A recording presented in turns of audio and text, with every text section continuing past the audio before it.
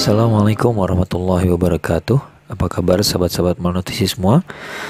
Tanpa terasa kita sudah berada pada After Sahur episode ke-27. Kita sudah berada di penghujung bulan Ramadan 1441 Hijriah. Tapi insya Allah semangat kita sedang berada pada level yang tertinggi ya. Ya, mudah-mudahan sesuai dengan apa yang kita bicarakan pada episode-episode sebelumnya, yaitu bahwa mendekati akhir ini maka sangat pantas bila kita ini menggunakan semua stamina yang kita miliki, menggunakan semua strategi yang kita punya, dan mengeluarkan semua kemampuan yang kita miliki ya untuk memperoleh ridho Allah di penghujung bulan suci Ramadan ini. Ya, sahabat-sahabat malnutrisi semua, kalau kita sudah ada sebuah doa yang diajarkan oleh Rasulullah SAW.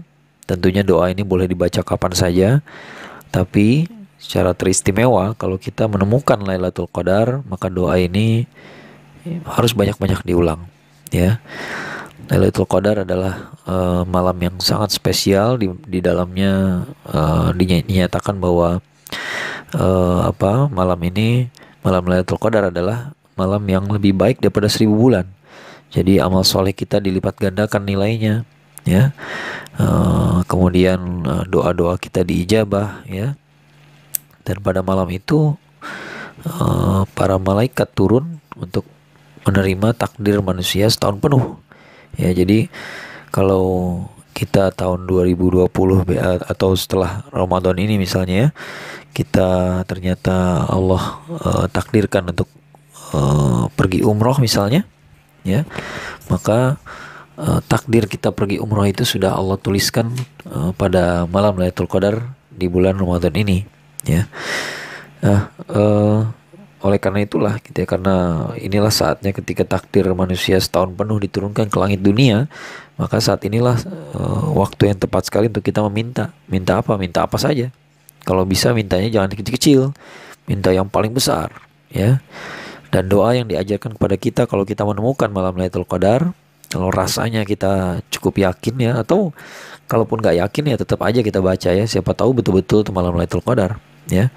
Nah, kalau kita tahu itu malam Lailatul Qadar, maka yang kita baca adalah Allahumma innaka afuwwun tuhibbul afwa fa'fu anna ya. Jadi Allahumma innaka afuwwun ya, ya Allah ya, sesungguhnya engkau maha pemaaf ya, tuhibbul afwa, dan engkau mencintai pemberian maaf ya. Kemudian fa'fu anna, maka maafkanlah saya ya, ampunilah saya ya. Nah, yang kita minta itu adalah pemberian maaf, pengampunan ya. Pemberian maaf itu lebih ada kesan yang lebih kuat deh daripada sekedar pengampunan saja ya. Kalau kita kalau seorang raja mengampuni rakyatnya gitu ya, bisa jadi dia rakyatnya ini nggak jadi ya, dia melanggar hukum tapi kemudian diampuni, maka berarti dia bisa jadi nggak dihukum gitu ya. Ya, tapi kalau diberi maaf ya, kata maaf itu lebih lebih mesra gitu ya. Lebih mesra, artinya hubungan itu betul-betul kembali baik gitu. Ya, dan itulah yang kita minta dari Allah Subhanahu wa taala ya. Jadi kalimatnya saja sudah luar biasa ya. Allahumma innaka afuwwun tuhibbul afwa fa'fu anna. Ya Allah, engkau maha pemaaf, maha memberi maaf ya, dan engkau mencintai pemberian maaf itu ya, maka maafkanlah saya ya. Nah, teman-teman, sahabat-sahabat malnutrisi semua, kalau kita baca secara harfiah pasti sudah pada ngerti maksudnya ya. Kita nih minta maaf kepada Allah gitu ya, minta supaya Allah memaafkan ya, meridhoi kesalahan kita ini, udah dihapus bisa nggak gitu ya. Coba kalau bisa dihapus aja, nggak usah dibicarakan lagi gitu. Nah, itulah pemberian maaf gitu, dan hubungan kita kembali baik dengan Allah ya, itu yang kita inginkan ya. Tapi ada satu hal menarik, ada satu perspektif yang menarik yang ingin saya garis bawahi di sini, adalah bahwa Allah tuh mencintai ya pemberian maaf ya. Ini kan bisa bermakna ganda ya, dalam arti Allah tuh suka memberikan maaf ya, Itu satu, itu yang jelas ya, udah pasti maknanya begitu. Tapi yang satu lagi yang secara implikasi dari hal tersebut, yaitu ketika Allah mencintai pemberian maaf, maka berarti Allah juga mencintai hamba-hambanya yang memberikan maaf. Artinya Allah juga mencintai sifat yang sama pada manusia. Jadi kalau ada manusia yang suka memberikan maaf, maka Allah mencintai dia. Ya. Nah ini perspektif yang penting juga kalau menurut saya ya.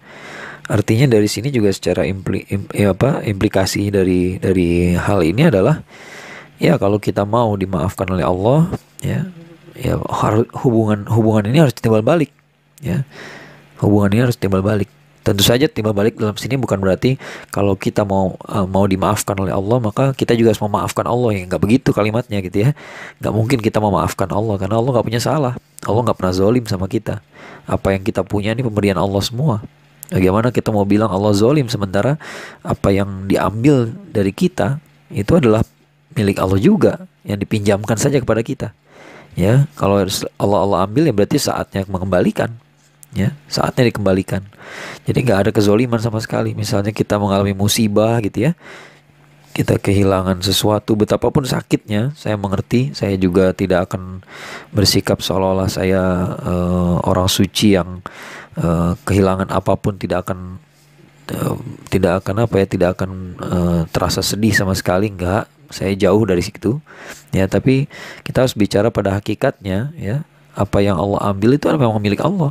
Ya, dan dipinjamkan kepada kita tanpa kita meminta, ya, maka bisa Allah ambil juga tanpa kita menyetujui. Setuju nggak setuju kita tidak akan diambil, ya. Nah, jadi dari situ kita bisa lihat Allah tuh nggak pernah zalim sama kita. Jadi jelas kita nggak memaafkan Allah gitu ya. Ya, Allah yang kita harapkan memaafkan kita, ya, bukan kita yang memaafkan Allah. Allah nggak punya salah sama kita. Itu perlu clear dulu ya. Tapi yang kedua adalah masalah yang kedua adalah kalau demikian bagaimana kita membalas kebaikan Allah? Ya, kalau kita ingin dimaafkan oleh Allah, maka kita harus bagaimana? Ya, kalau hubungan ini memang timbal balik, maka menurut saya adalah kalau ingin dimaafkan Allah, maka kita pun harus belajar memaafkan hamba-hambanya. Ya, bukan memaafkan Allah, tapi memaafkan hamba-hambanya. Ya, ini saya rasa ini tidak terlalu sulit dimengerti, ya, sama kayak kita ini tradisi yang berkembang di umat Islam di Indonesia juga ya. Ketika kita mencintai seorang guru, maka kita pun belajar mencintai anak-anaknya misalnya. Makanya di Jawa terutama ada tradisi bagaimana kalau seorang guru disebut kiai, maka anaknya disebut Gus. Ya, memang tidak sama. Antara kiai dan Gus nggak selalu sama, ya. Tapi bagaimanapun kita mencintai anak dari guru kita, ya. Jangankan anak dari guru kita, ya. Kita lihat Rasulullah SAW sendiri memberikan contoh bagaimana Rasulullah SAW selalu menghormati teman-temannya Khadijah radhiyallahu anha. Jadi itulah cara menyambung silaturahim. Kita diajarkan kalau orang tua kita wafat, maka kita harus menyambung silaturahim dengan sahabat-sahabat mereka, sahabat-sahabat dari orang tua kita. Dan Rasulullah SAW juga selalu mengingat siapa teman-teman dari almarhumah istri beliau, itu Khadijah radhiyallahu anha, ya. Itu cara kita mencintai gitu ya. Itulah cara kita menyambung rasa cinta ini, ya.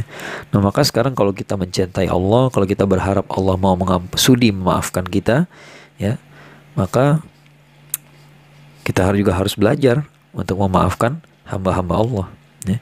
Hamba-hamba Allah ini sama juga dengan kita, sama-sama sering bikin salah, ya. Tapi bagaimanapun mereka hamba Allah, ya, mereka hamba Allah. Dan Allah pun ketika seorang mukmin berbuat salah, berbuat maksiat, Allah tidak langsung melempar dia lalu dia keluar dari dari keanggotaan sebagai mukmin gitu ya. Enggak, dia tetap mukmin. Ya, walaupun mukmin yang Allah hukum, mukmin yang Allah yang sedang Allah beri peringatan, ya, sedang beri ujian, sedang diberi hukuman gitu ya. Namanya mukmin juga.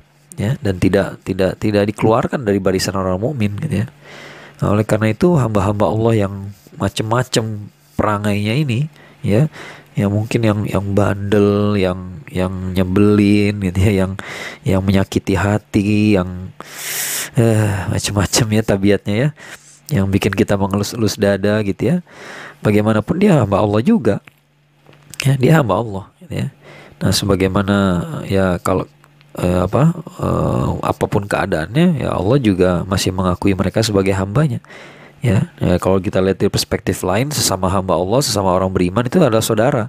Jadi sejelek-jeleknya mereka, mereka saudara kita juga. Ya. Nah sekarang kalau kita mau sekali lagi ya, kalau kita berharap sesuatu dari Allah, ya kalau kita berharap Allah mencintai kita, misalnya gitu ya, maka yang paling logis adalah kita juga mencintai hamba-hamba Allah. Ya, jangan kita membenci mereka atau menyakiti mereka, menzalimi mereka. Ya, saya sudah sering katakan bahwa ketika kita lihat seekor kucing lalu kita tendang seenaknya saja, mungkin kucingnya nggak bisa balas, ya kucingnya nggak bisa balas kita. Tapi jangan lupa bahwa yang punya tuh ada, kucing tuh ada yang punya. Siapa yang punya? Ya yang menciptakannya, ya yaitu Allah Subhanahu Wa Taala. Jangan kira tendangan kita pada seekor kucing di dunia tidak akan menjadi hitung-hitungan di akhirat nanti, karena yang punya adalah Allah. Ya. Mungkin kita melihat ada seorang muslim yang tidak baik, ya, yang perilakunya nggak baik, tapi kemudian kita menzolimi dia, ya. Apakah nggak akan muncul hitungannya di akhirat nanti? Saya yakin pasti muncul, ya. Nah, demikian juga dengan pemberian maaf. Kalau kita memaafkan hamba Allah, walaupun dia hamba yang kurang baik, tapi kita bisa berharap balasannya dari pemiliknya, ya. Kita bisa berharap sebagaimana kita juga memaafkan hamba Allah di dunia, mudah-mudahan Allah juga berkenan memaafkan kita di akhirat, ya. Jadi doa ini bukan hanya perlu dibaca, tapi juga perlu kita renungkan. Karena nggak mungkin kita mendoakan sesuatu tapi perbuatan kita nggak cocok, ya. Misalnya kita minta rezeki tapi kita nggak pernah ikhtiar, ya. Kita minta kita minta jodoh yang soleh dan soleha, tapi kitanya nggak soleh atau soleha, gitu ya. Kitanya sendiri nggak soleh, ya. Kitanya nggak, kita bukan orang baik, tapi kita minta jodoh orang baik, ya. Kita minta harta yang halal, ya, tapi kita nggak ada usaha, gitu ya. Atau bahkan kita malah nggak peduli mengambil yang haram, ya. Itu nggak masuk akal. Ya, kita ingin, ya, atau seperti yang kata Rasulullah SAW, ya, kita ingin doa kita dikabulkan tapi makanan kita haram, susah, ya, susah, nggak bisa begitu, ya. Nah demikian juga doa seperti ini, kita minta Allah memaafkan kita, maka menurut saya, ya, kita juga harus belajar memaafkan hamba-hamba Allah, ya, betapapun beratnya, dan saya tahu ini berat, ya. Nah bagaimana caranya? Nah kalau pengen tahu caranya, kalau menurut saya hal itu masih di luar jangkauan dari kemampuan orang yang sedang berbicara sekarang ini, ya. Terus terang saya pun masih belajar dengan hal-hal seperti ini. Kadang-kadang kita begitu sulit memaafkan, ya, apalagi kalau orangnya nggak minta maaf. Kalau orangnya sama sekali nggak kelihatan menyesal, ya, saya akan belak-belakan saja di podcast ini, ya. Terus terang saya juga termasuk yang sulit sekali memaafkan yang jenis yang seperti itu. Tapi bagaimanapun kita semua belajar. Saya juga sedang belajar. Mudah-mudahan teman-teman juga dimudahkan. Mudah-mudahan teman-teman lebih baik daripada saya, ya. Ya, mudah-mudahan teman-teman lebih baik daripada saya, begitu tahu teorinya langsung bisa, ya. Tapi saya tidak dalam kondisi seperti itu. Ya, kita semua sedang belajar. Kita semua malnutrisi. Kita semua masih kekurangan gizi nih. Ya, mudah-mudahan obrolan-obrolan semacam ini menambah gizi untuk kita semua, menambah semangat kita semua, dan ya kita yakin bahwa Allah menciptakan kita ini tidak sia-sia, dan kita berharap bahwa Allah betul-betul memberikan kesempatan pada kita untuk menjadi hambanya yang baik.